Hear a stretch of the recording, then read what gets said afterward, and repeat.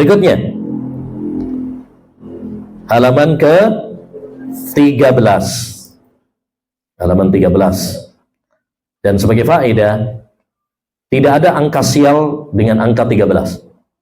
Ini termasuk tiarah. Tiarah itu apa? Merasa sial dengan bulan, seperti bulan Muharram ini. Sebagian orang Jawa biasanya kadang menganggap sial, nggak mau nikahan di bulan Muharram. Nah, ini nggak boleh, ini termasuk kesyirikan. Ya, atau melihat hewan. Ya, kalau ada burung gagak, tandanya ada yang mati katanya. Ya, atau merasa sial dengan angka, biasanya angka 13. Ya, makanya di sebagian pesawat itu angka 13 nggak ada. Atau di sebagian hotel nomor 13 nggak ada. Karena mereka menganggap ini angka yang sial, angker, membawa kesialan. Nah, ini nggak boleh. Keyakinan-keyakinan seperti ini khurafat. Ya, bertentangan dengan agama. Nabi bersabda, at-tiyaratu syirkun. Ya, menganggap sial karena hewan atau bulan atau angka, ini termasuk kesyirikan. Taib, kata beliau, wa asratun minal fitrati, 10 hal yang merupakan fitrah. Ya, fitrah. Fitrah itu artinya ciptaan asli dari Allah Subhanahu wa taala. Ya, yang Allah Subhanahu wa taala berikan kepada seorang hamba, tabiat asli, ciptaan asli. 10 hal yang termasuk fitrah, dan 10 ini bukan pembatasan. Karena dalam riwayat-riwayat yang lain ada yang lebih dari apa? 10. Jadi 10 ini jangan dianggap sebagai pembatasan. Khamsun fil ra'si wa khamsun fil jasadi. 5 pada kepala dan 5 yang lain pada anggota tubuh. Fallati fil ra'si, adapun fitrah yang ada pada kepala, al-madmadhatu, berkumur-kumur, wal istinsyaku, istinsak itu memasukkan air ke dalam hidung. Kalau mengeluarkannya namanya istinsar. Kalau istinsak memasukkan, kalau mengeluarkan namanya istinsar. Wasiwaku, dan bersiwak. Ini untuk membersihkan bau mulut, ya, membersihkan gigi. Wa qassus sarib, memotong kumis. Wa i'fa'ul lihyah, dan memelihara jenggot, yakni bagi laki-laki. Wallati fil jasadi, adapun fitrah yang ada pada tubuh, halqul anah, mencukur rambut kemaluan. Wa nadful ibtaini, mencabut bulu ketiak. Wa taqlimul adfari, motong kuku. Wal istinja'u, istinja itu membersihkan kotoran setelah BAB. Wal hitanu, dan hitan. Taib. Ini pembahasan adab-adab yang disebut oleh para ulama dengan ya khisalul fitrah, perangai-perangai yang sesuai dengan fitrah. Ya, fitrah. Fitrah itu tadi apa? Ciptaan asli, tabiat asli dari Allah Subhanahu wa ta'ala. Nah, kata beliau, 10 perangai fitrah itu ada 10, 5 di kepala dan 5 di anggota tubuh yang lainnya. Kita bahas satu persatu ya. Yang pertama adalah berkumur-kumur. Ya, berkumur-kumur. Ini termasuk fitrah juga. Ya, terutama ketika kita wudhu, itu sangat dianjurkan. Itu untuk membersihkan apa? Membersihkan mulut. Ya, mungkin ada kotoran-kotoran yang tersisa. Biasanya kan kita kalau makan itu kan masih ada yang tersisa ya, di sela-sela gigi dan sebagainya. Maka dengan kita berkumur itu membersihkan. Ya, membersihkan. Makanya karena ini fitrah, orang-orang kafir sekalipun dia akan melakukannya. Artinya ini walaupun nggak disuruh oleh agama saja, mereka akan melakukan gitu. Karena ini sudah sesuai dengan fitrah manusia. Ya, fungsinya yaitu apa tadi? Untuk membersihkan ya area tadi mulut, ya, untuk membersihkan sisa-sisa makanan ya. Karena sisa-sisa makanan yang mengendap itu bisa menimbulkan bau mulut yang tidak sedap dan menimbulkan apa? Penyakit. Islam agama yang sangat menjaga kebersihan dan menjaga kesehatan. Ya, bayangkan setiap kita wudhu dianjurkan untuk apa? Berkumur-kumur. Setiap wudhu, ya, setiap wudhu. Belum yang lain-lainnya. Yang kedua adalah istinsyak. Istinsyak itu tadi memasukkan air ke hidung. Ini fungsinya untuk membersihkan ya hidung.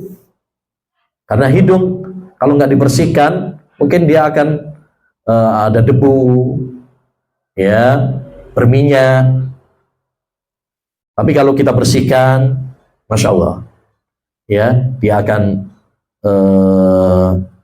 menghilangkan ya debu-debu dan menghilangkan tadi berminyak tadi.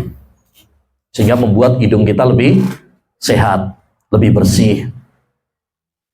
Makanya penelitian kedokteran menunjukkan bahwa orang yang sering istinsyak, hidungnya bersih, hidungnya nggak berminyak, nggak berdebu. Berbeda dengan orang yang tidak istinsyak, maka hidungnya apa? Kotor, penuh dengan debu.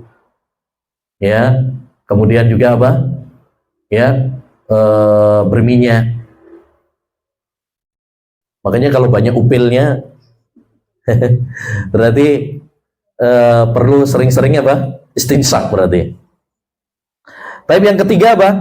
Siwak. Siwak. Siwak ini adalah untuk menggosok gigi, gusi, ya. Dan tujuannya adalah untuk membersihkan area mulut. Nabi bersabda, as-siwaku madharatun lil fam mardhatun lirabb. Siwak itu membersihkan mulut dan membuat Allah Subhanahu wa taala ridho. Ya, dan lebih ditekankan siwak itu dalam beberapa keadaan. Satu, ketika mau sholat. Karena kita akan menghadap Allah Subhanahu wa taala. Makanya Nabi mengatakan, laula an asyqa ala ummati la amartuhum bisiwak inda kulli shalah. Andaikan aku tidak memberatkan umatku, saya akan perintahkan mereka bersiwak setiap kali hendak sholat. Bahkan dulu ada seorang sahabat namanya Khalid al-Juhani, Khalid bin Zaid al-Juhani, kalau mau sholat beliau bersiwak lalu menaruh siwaknya di telinganya kayak batukang. Ya. Yang kedua, di antara yang dianjurkan juga atau yang sangat ditekankan, bangun tidur. Selesai bangun tidur, sangat ditekankan untuk bersiwak. Sebagaimana dalam hadis Hudzaifah, Rasulullah SAW ketika bangun tidur, maka beliau bersiwak. Dan itu karena orang yang baru bangun tidur, biasanya bau mulutnya nggak sedap. Ya kan? Yang ketiga, saat mau bertemu dengan keluarga. Sebagaimana dalam hadis Aisyah, ketika ditanya, apa yang dilakukan oleh Rasulullah ketika mau masuk rumah? Maka Aisyah menjawab, bersiwak.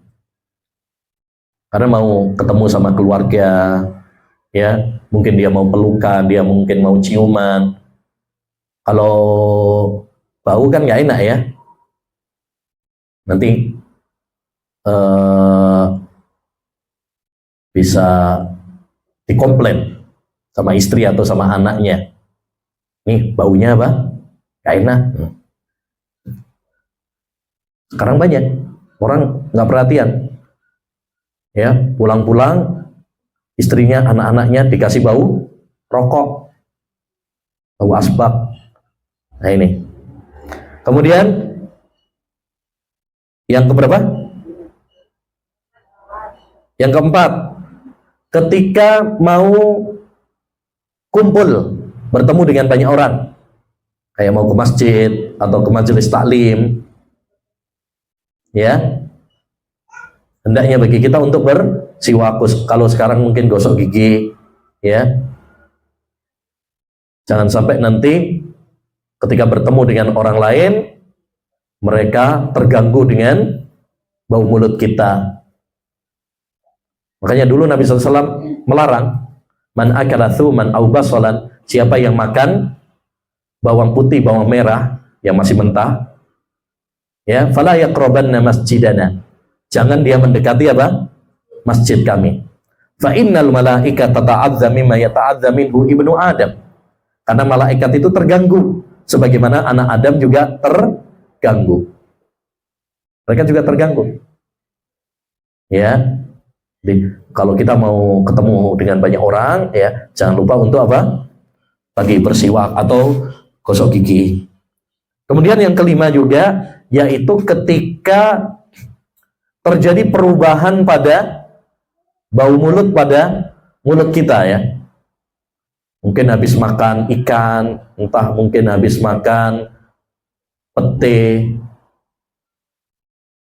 jengkol, ya, duren, ya, atau yang lainnya. Nah, itu hendaknya bagi kita untuk bersiwak, ya. Taib. Kemudian apa lagi? Wa qassus sarib, dan qassus sarib, memotong kumis, ya. Kalau qassu itu sebenarnya aslinya memendekkan kumis. Makanya ada perselisihan dengan para ulama, kumis itu dipendekkan apa dihilangkan, maksudnya dicukur habis, ya. Kebanyakan dalil-dalil menunjukkan bahwasanya kumis itu dipendekkan, bukan dicukur habis. Makanya Umar bin Khattab dahulu, kalau beliau marah, kumisnya tegak. Kumisnya tegak. Artinya apa? Berarti tidak dicukur habis. Tidak dicukur habis. Tapi kalau seandainya dia mau mencukur habis, insya Allah boleh juga. Insya Allah itu boleh juga. Tapi ada perselisihan tadi. Ada yang mengatakan yang lebih bagus apa? Dipendekkan saja, bukan dicukur habis. Tapi sebagian para ulama yang lain mengatakan apa? Boleh. Ya, boleh juga. Jadi dua-duanya insya Allah boleh, walaupun kebanyakan hadis menunjukkan dipendekkan. Tapi berikutnya adalah memelihara jenggot. Ini bagi kaum laki-laki, ya. Itu yang sesuai dengan fitrah adalah, ya, jenggot itu dipanjangkan, dipelihara, bukan dicukur habis. Sebagaimana kata Nabi Shallallahu Alaihi Wasallam, ya, kata Nabi Alaihi Salatu Wassalam dalam hadis, anhikus syawarib wa'aful liha, ya, rapikan kumis dan panjangkan jenggot. Itu perintah Nabi SAW, dan hukum asal perintah menunjukkan wajib. Sebagaimana dalam kaidah usul fikih, ya. Dan di dalam memelihara jenggot terdapat beberapa faedah. Faedah yang pertama, melaksanakan perintah Nabi. Karena ini perintah Nabi SAW, dan apa yang menjadi perintah Nabi, maka itu ibadah. Apa yang menjadi perintah Nabi berarti itu perintah Allah. Makanya dulu pernah ketika ada utusan datang kepada Nabi SAW dan dia mencukur jenggotnya dan memanjangkan kumisnya, maka Nabi SAW mengatakan, adapun Rob saya, yaitu Allah Subhanahu Wa Taala, dia memerintahkan kepada saya untuk memanjangkan jenggot dan merapikan kumis. Jadi ini perintah Allah Subhanahu Wa Taala, ya. Ini perintah Nabi Muhammad SAW, dan ketika seorang menjalankan perintah Allah dan perintah Rasul, dia akan mendapatkan pahala karena itu ibadah. Yang kedua, menyelisihi orang-orang kafir. Makanya dalam hadis Nabi mengatakan, khaliful Yahud, khaliful majus, khaliful musyrikin. Selisihilah orang-orang Yahudi, selisihilah orang-orang musyrik, selisihilah orang-orang Majusi. Karena di antara maqasidus syariah, tujuan pokok syariat, kita dianjurkan untuk menyelisihi orang-orang kafir, tampil beda dengan orang-orang kafir. Jangan malah menyerupai mereka. Ya. Makanya ketika kemarin bulan Asyura, dulu orang-orang Yahudi puasanya tanggal 10 saja. Maka Nabi mengatakan, tahun depan saya ingin menambahnya dengan tanggal 9. Untuk apa? Menyelisihi orang-orang Yahudi. Baik, yang ketiga juga di antara manfaatnya adalah menyelisihi wanita. Karena wanita nggak punya jenggot. Rasulullah melaknat wanita yang menyerupai ciri khas laki-laki dan laki-laki yang menyerupai ciri khas wanita. Ya, karena Allah sudah membedakan antara laki dan perempuan. Salah satu pembedanya adalah dengan jenggot. Salah satu pembeda antara laki dan perempuan itu adalah dengan jenggot. Ya, ini ciri khasnya laki-laki. Ya, ciri khasnya laki-laki. Makanya Nabi SAW jenggotnya apa? Lebat. Karena kathiran lihyah. Lihyahnya Nabi itu banyak, lebat. Ya, demikian juga para sahabat Abu Bakar, Umar, Utsman, Ali. Bahkan ada buku judulnya Nafisul Hilyah bil Mausufina bitulil lihyah. Daftar ulama-ulama yang panjang jenggotnya. Jadi ada bukunya ya, daftar ulama-ulama yang panjang jenggotnya. Hampir kalau kita baca di kitab-kitab para ulama tentang biografi mereka, mereka disifati dengan apa? Ya, memelihara jenggot. Begitu juga Nabi Harun, Nabi Musa, ketika dulu marah kepada Nabi Harun, dia pegang jenggotnya Nabi Harun. Makanya Nabi Harun mengatakan apa? La ta'khud bi lihyati. Jangan kamu pegang jenggot saya. Itu karena Nabi Harun apa? Memelihara jenggot. Makanya bisa dipegang sama Nabi Musa. Andai kan dia mencukur jenggot, nggak bisa dipegang. Ya. Dan jenggot bagi laki-laki kewibawaan. Kewibawaan. Ya, kewibawaan. Asalkan dijaga, dirawat, disisir, yang rapi, itu kewibawaan. Makanya Aisyah mengatakan, ya, gantengnya laki-laki itu adalah pada jenggotnya. Dan kecantikan wanita pada rambutnya. Makanya wanita nggak boleh gundul. Karena mahkota perempuan adalah di rambutnya. Bahkan pada haji, umroh, nggak boleh gundul, nggak boleh ta'alulnya dengan gundul. Cukup memendekkan sedikit aja. Begitu juga, ya, kewibawaan laki-laki, gantengnya laki-laki pada, ya, pada jenggotnya. Nggak boleh untuk kemudian dicukur habis. Ya, ini tentang masalah jenggot, dan panjang permasalahan jenggot ini. Saya punya buku khusus, judulnya Bangga dengan Jenggot. Bangga dengan jenggot. Taib. Kemudian fitrah yang lain yang pada jasad, halqul ana, mencukur rambut kemaluan. Ini termasuk fitrah. Ini yang disebut dengan istihdad, mencukur rambut kemaluan. Ya, bahkan sebagian para ulama mengatakan ini hukumnya wajib. Dan di dalam mencukur bulu kemaluan terdapat beberapa faedah. Faedah yang pertama adalah menghilangkan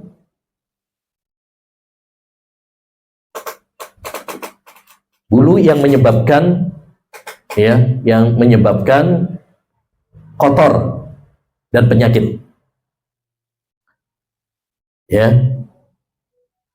Karena kalau itu dibiarkan itu bisa menyebabkan apa? penyakit dan bisa menyebabkan kotoran. Yang kedua, untuk menyenangkan suami, ya.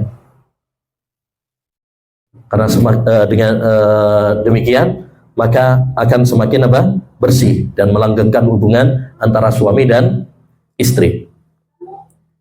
Baik. Yang kedua adalah wanatful ibtain. Ya, fitrah yang berikutnya adalah mencabut bulu ketiak. Perhatikan ya, kalau rambut kemaluan itu dengan dicukur. Tapi kalau bulu ketiak yang paling bagus adalah dicabut. Kalau kuat, itu yang paling bagus adalah dengan dicabut. Makanya kata Imam Syafi'i, saya tahu mencabut bulu ketiak itu lebih utama. Cuma saya nggak kuat, sakit, kata Imam Syafi'i. Tapi aslinya yang paling bagus adalah dicabut, kata beliau. Baik, karena mencabut bulu ketiak itu juga sama ya faedahnya ya. Satu, itu untuk menghilangkan bau. Jadi kalau ada bulunya itu kan, apalagi kalau kena keringat itu bisa, Masya Allah gitu ya. Baik, bau. Yang kedua juga tadi dengan kita bersihkan ini insya Allah akan ya menyenangkan hubungan antara suami dan istri, ya, semakin bersih, semakin sehat, begitu.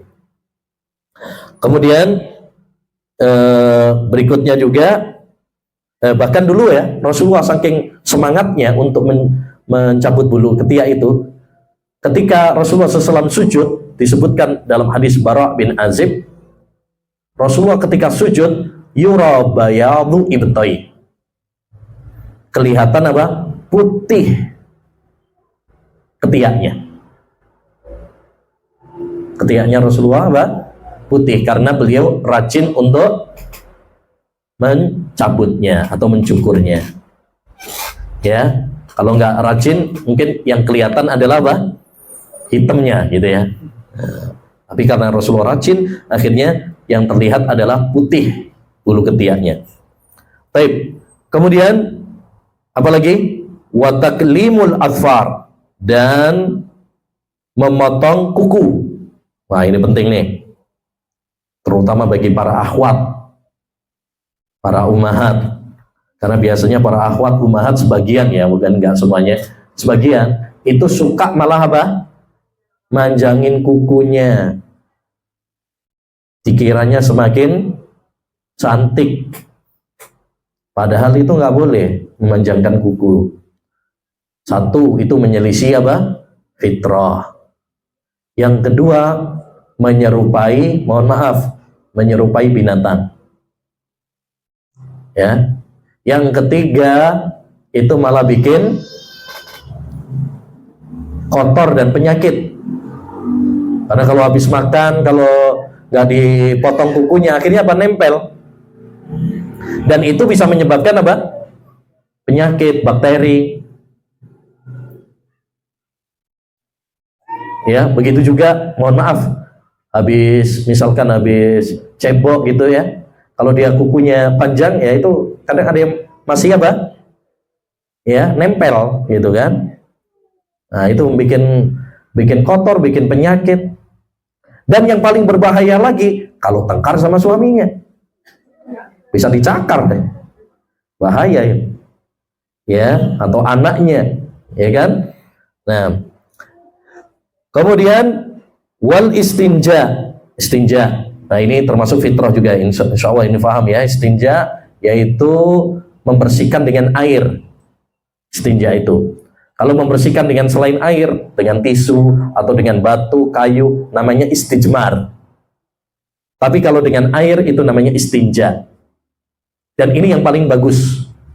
Yang paling bagus itu membersihkan dengan air. Tapi kalau seandainya misalkan membersihkan dengan yang lainnya, boleh apa tidak? Boleh, asalkan bersih. Pakai tisu misalkan, ya, atau pakai batu, atau pakai kayu, ya, itu diperbolehkan. Ya, tapi kalau kita ada air, lebih bagus pakai air karena itu lebih bersih. Kemudian yang ke-10, khitan. Ini juga termasuk fitrah, khitan. Bahkan para ulama mengatakan khitan bagi laki-laki hukumnya wajib.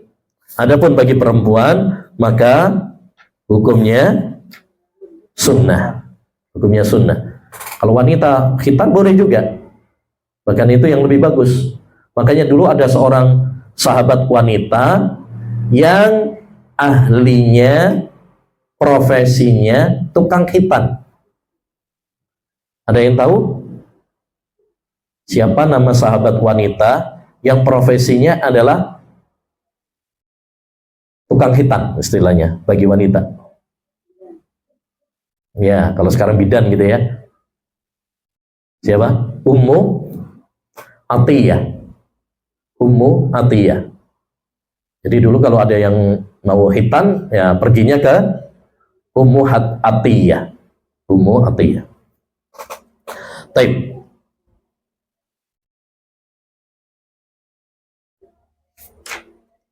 Sudah ya? Kayaknya sudah dulu ya. Sudah cukup insyaallah ta'ala. Kalau ada yang bertanya silakan tentang materi.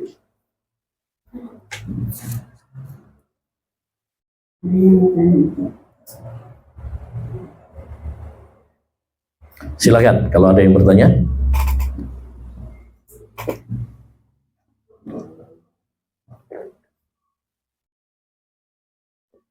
Bismillah, izin bertanya Ustaz. Tadi kan mengenai kalau kita tidak Ustaz kan kadang-kadang testimoni dong ada di depan terus di screenshot terus kita iklan lagi gitu. Ketika kita mengambil gambar orang tanpa izin itu dipakai lagi iklan, boleh nggak seperti itu gitu kan? Atau ada yang sesuai gitu kan, misal kajian apa tapi kita nggak izin langsung di-share, itu hukumnya seperti apa? Terus yang kedua tadi mengenai Rasulullah sholatnya kelihatan putih, berarti nggak pakai baju panjang ya Ustaz? Ya, untuk yang Rasulullah SAW, beliau waktu itu memakai rida. Rida itu kalau bahasa kita mungkin sejenis kayak selendang gitu ya, sehingga terlihat apa namanya tadi, ketiaknya. Tidak mengapa, yang penting kan itu bukan aurat, tidak mengapa. Jadi pundaknya tetap ini cuma beliau tadi pakaian zaman dulu ya, salah satunya adalah rida. Rida kayak seperti juga orang ketika ihram juga ya, ketika umroh mungkin. Nah itu rawan terlihat apa? Ketiaknya juga. Tidak mengapa. Tidak mengapa. Yang kedua tadi apa? Testimoni. Nah, kalau ngambil gambar orang Ustaz di posting lagi tanpa izin, boleh nggak? Kalau ya hukum asalnya yang lebih bagus adalah dengan minta izin. Ya, minta izin. Ya, sebaiknya apalagi kalau itu gambar orang ya, harus itu ya. Karena bisa jadi dia tidak suka kalau gambarnya apa? Disebar. Ya. Tapi yang jelas kalau mungkin ya kita tahu bahwa itu dia mengizinkan walaupun secara tidak tidak secara terang-terangan ya, tidak mengapa. Terutama kalau itu bukan aib. Bukan aib. Tapi yang lebih bagus adalah kita apa? Minta izin terlebih dahulu. Tapi kalau itu masalah yang sensitif, masalah yang sekiranya adalah aib, atau yang masalah yang rahasia, maka wajib untuk minta izin terlebih dahulu. Tapi kalau itu misalkan bukan masalah yang aib, bukan masalah yang rahasia, ya, dan kita prediksi kuat bahwa dia mengizinkan, maka itu hukum asalnya boleh, ya, boleh. Tapi lebih bagus yaitu apa? Minta izin, karena kita nggak tahu, kadang orang itu beda-beda. Orang itu kadang berbeda-beda. Kadang menurut kita kayaknya mengizinkan, ternyata apa? Dia tidak mengizinkan. Makanya yang lebih bagus adalah apa? Kita minta izin terlebih dahulu. Tapi yang harus minta izin Satu, kalau itu kaitannya dengan apa? Aib. Yang kedua, kalau itu kaitannya dengan rahasia. Ya, hal-hal yang bersifat rahasia. Tapi kalau yang bukan aib atau bukan rahasia, mungkin masalahnya lebih ringan ya. Masalahnya lebih ringan. Wallahu a'lam. Ya, ada yang mau bertanya atau ada yang ini? Ya. Ada yang mau bertanya lagi, Ustaz? Enggak. Iya. Jadi kita kasih 3 ya yang mau tanya. Jadi 2 lagi, silakan. Assalamualaikum warahmatullahi wabarakatuh. Waalaikumsalam warahmatullahi wabarakatuh. Ustaz, menyikapi ini Ustaz, ada sebuah nasihat seperti ini, sebaik-baiknya wanita sunahnya itu di rumah. Tetapi kalau kita pergi ke kajian itu kan kita diampuni dosa dan dimudahkan ke surga. Jadi bagaimana menyikapi nasihat seperti itu Ustaz? Assalamualaikum warahmatullahi wabarakatuh. Sebaik-baik sholatnya wanita di Bukan kajian. Sebaik-baiknya wanita itu di rumah sunahnya gitu. Tapi kita bagaimana menyikapinya, nasihat itu ada yang bilang juga kan kalau kita duduk di kajian di taman-taman surga itu akan diampuni dosa dan dimudahkan ke surga. apa yang dipermasalahkan maksudnya? Bagaimana menyikapinya untuk kita gitu, mana yang kita ambil gitu. Sementara kita juga membutuhkan ilmu untuk duduk di majelis ilmu. Iya. Maksudnya yang dipertentangkan apa? Iya, Ustaz. Sholat yang paling utama bagi wanita. Ustaz, mungkin saya jelasin.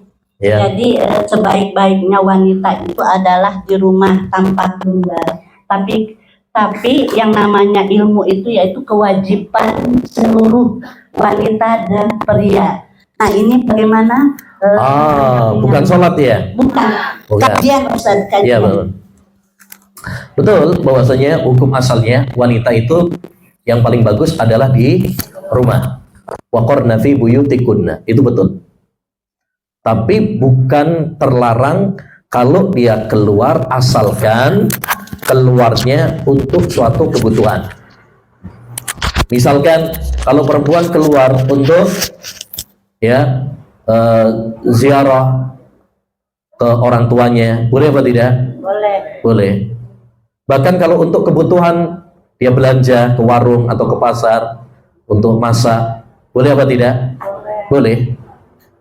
Baik.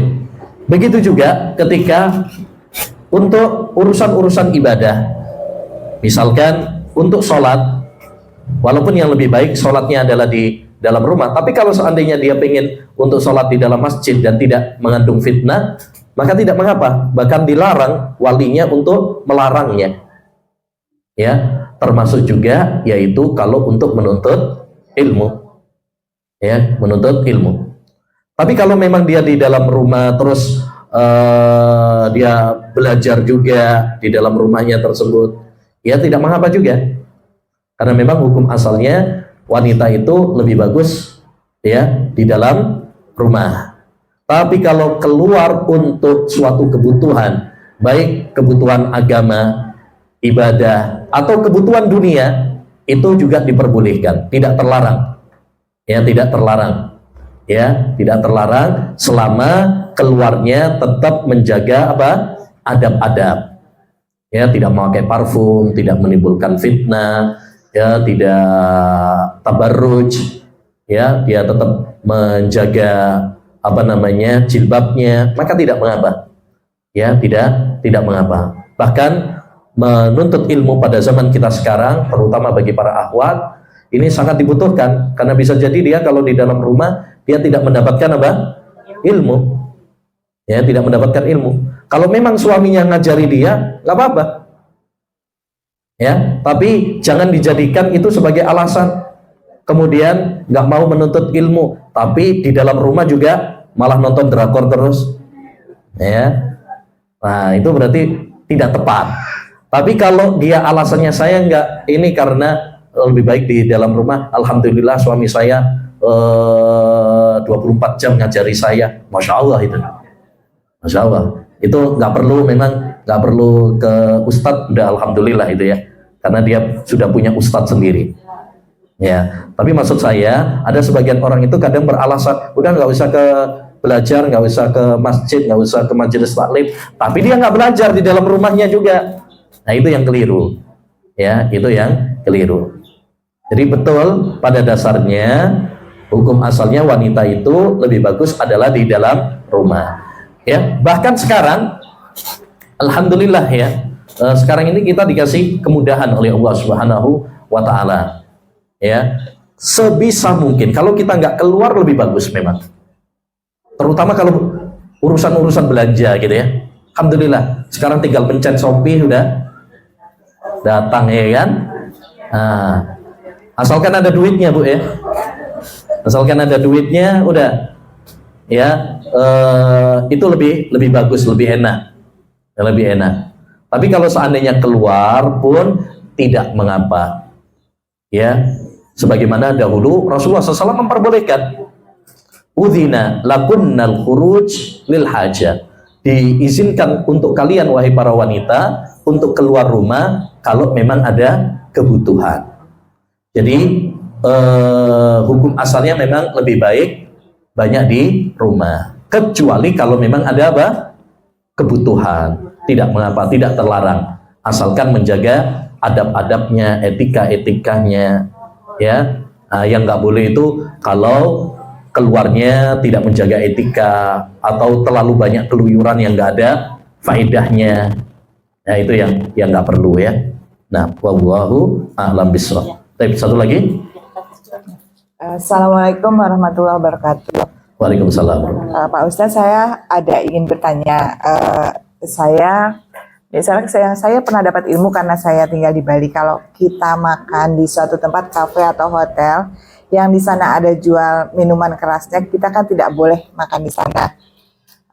Ada yang bilang itu diharamkan. Nah, masalahnya ketika saya pindah ke Bandung lagi sini, kadang ya pada saat buka bersama, kadang kita mendapat undangan makan yang ada di hotel. Memang makanannya halal, tapi di hotel itu atau di kafe itu tetap ada jual minuman kerasnya. Nah itu ketika kita menolak, adab yang baiknya seperti apa gitu, karena kita juga ada kepentingan silaturahmi di sananya, menyenangkan yang mengundang. Tapi pada tempat yang seperti itu, apa yang sebaiknya kita lakukan Pak Ustadz? Karena kita kan sudah menjauhi hal yang seperti itu gitu. Demikian Pak Ustadz, terima kasih. Yang dilarang itu wallahu a'lam adalah kalau satu meja makan. Kalau kita satu meja makan, kemudian di situ ada khomer atau babi yang dihidangkan, maka tidak boleh. Ya, maka tidak boleh. Tapi kalau kita misalkan dalam hotel gitu ya, di hotel, tapi di meja makan kita nggak ada yang halal, ya kita nggak ada yang khomernya, nggak ada babinya, maka tidak mengapa, karena itu tempatnya sudah apa? Terpisah. Maaf Pak Ustadz, tapi sepertinya kita mendukung perniagaan yang tidak halal, demikian bisa dapatkan ilmunya. Gimana? Kalau kita ikut makan di situ yang menjual minuman keras, walaupun beda media, tapi kita membeli bermuamalah di situ, itu seperti kita. Kalau sebagai dalam artian untuk afdoliyah, ya sebagai yang lebih utama, lebih bagus, itu benar. Tapi kalau untuk sebagai suatu larangan tidak, karena sudah terpisah. Ya kayak semacam kita misalkan di sini juga di pasar, ya pasar dekat kita kadang ada yang ruangan khusus non halal. Apakah berarti kita nggak boleh di pasarnya? Gimana? Berarti nggak perlu ke pasar, Bu? Karena di sana ada yang jual non halal. Tidak. Kalau sudah terpisah maka tidak mengapa. Kalau sudah terpisah, yang nggak boleh itu kalau misalkan apa? Kita satu meja makan hidangan. Nah itu yang tidak diperbolehkan. Ya. Nah, wallahu a'lam. Tapi kalau memang misalkan, wah saya pengen yang lebih ini aja lah, yang lebih hati-hati, yang lebih ini ya nggak apa-apa.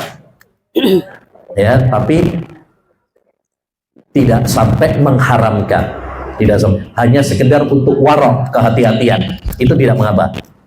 Kalau untuk sekedar warok, hati-hati, saya cari yang lain aja lah, yang lebih aman, yang lebih seret di dalam hati, silahkan. Tapi kalau mengatakan bahwasanya itu tidak boleh, ya itu tidak tepat. Yang nggak boleh itu kalau satu meja makan, ya kalau satu meja makan, satu hidangan, ya itu nggak boleh. Tapi kalau sudah terpisah maka tidak mengapa, insya Allah. Gitu ya Bu ya. Iya. Nah, wallahu a'lam bishawab. Baik, sekarang giliran saya yang nanya ya. Iya. Baik. Pertanyaan pertama. Pertanyaan pertama.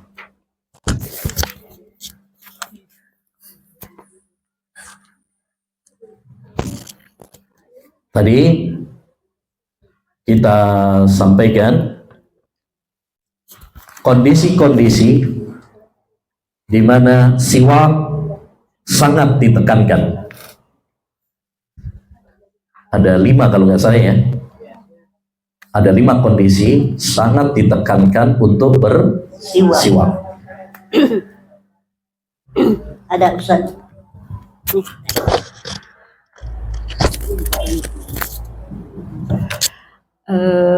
Saat mau wudhu atau Hah? sholat, Mau sholat ya, bangun tidur, bangun tidur saat mau ketemu keluarga, ya, saat mau berkumpul banyak orang atau mau ke masjid, dan ke majelis taklim juga. ya Ya. Satu lagi saat habis makan yang seperti ikan, pete, jengkol, ya, ketika mulut kita bau. ya. Ya, ahsan, barakallahu fiik. Baik, pertanyaan kedua. Tadi kita ceritakan ada seorang ulama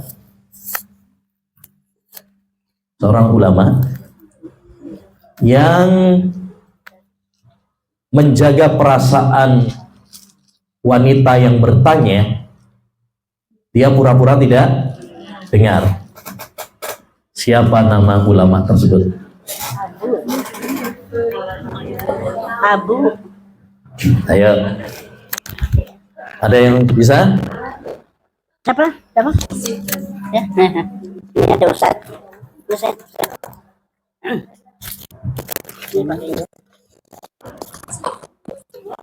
Mana tuh? Hasib al-Atof. Siapa? Hasib al-Atof. Hah? Itu bukannya Ustaz. Saya pura-pura gak dengar juga.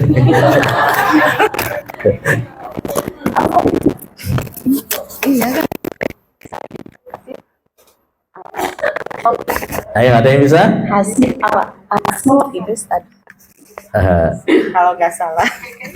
Kalau salah saya pura-pura nggak dengar ya. Kalau gitu saya ganti deh. Tadi ada seorang wanita di zaman Nabi yang profesinya tukang hitan. Siapa?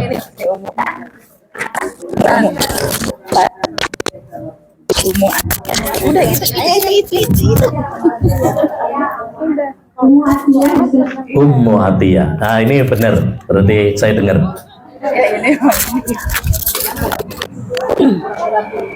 Baik. Baik. Pertanyaan yang ketiga.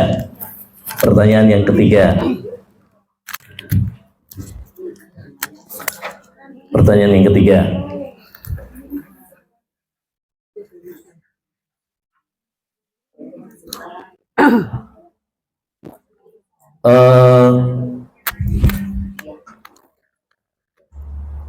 Apa tadi?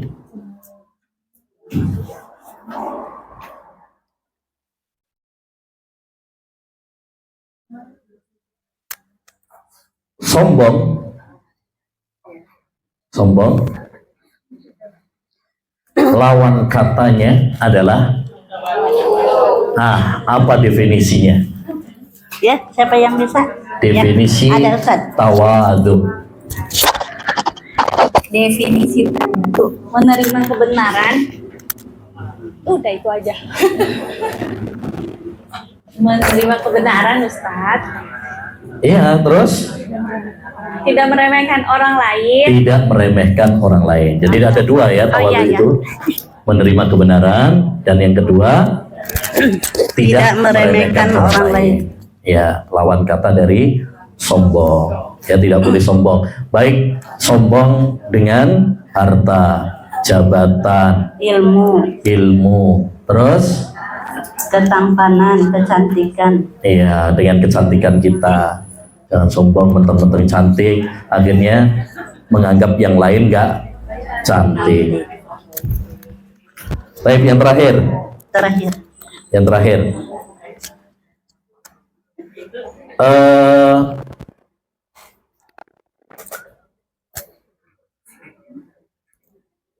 Kita harus menjaga amanat rahasia. Begitu kan? Kita harus menjaga amanat rahasia orang lain. Ya. Baik secara langsung ataupun secara tidak langsung.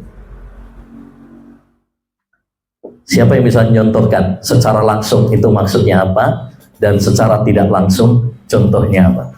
Siapa yang bisa?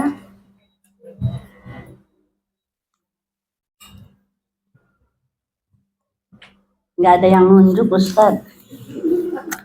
Hah? Nggak ada yang nunjuk. Oh, ada Ustaz. Ada? Ya, nyari-nyari dulu. Belum ketemu catatannya.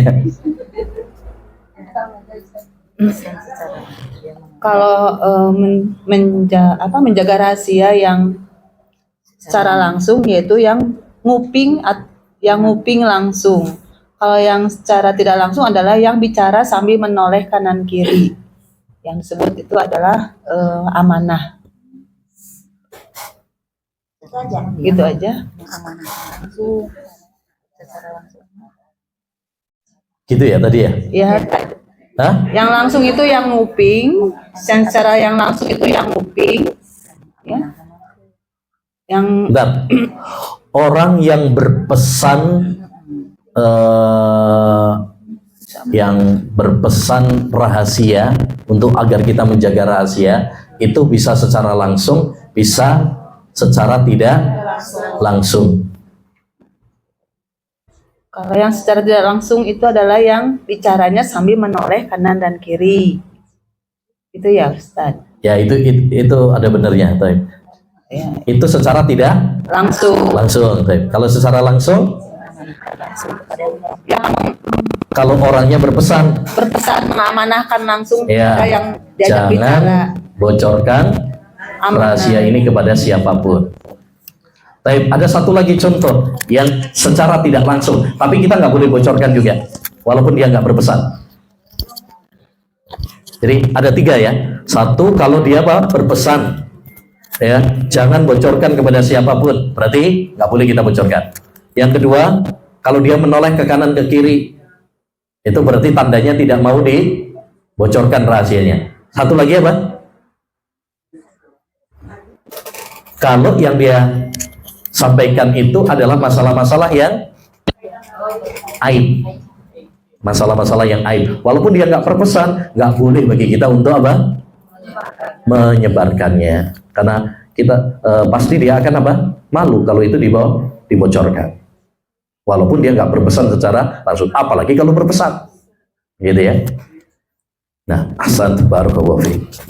Insyaallah ta'ala nanti akan kita lanjutkan pada pertemuan berikutnya, insya Allah. Semoga Allah SWT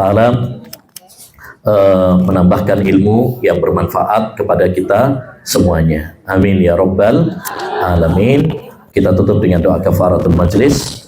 Subhanakallahumma wa bihamdika asyhadu an la ilaha illa anta astaghfiruka wa atubu ilaik. Assalamualaikum warahmatullahi wabarakatuh.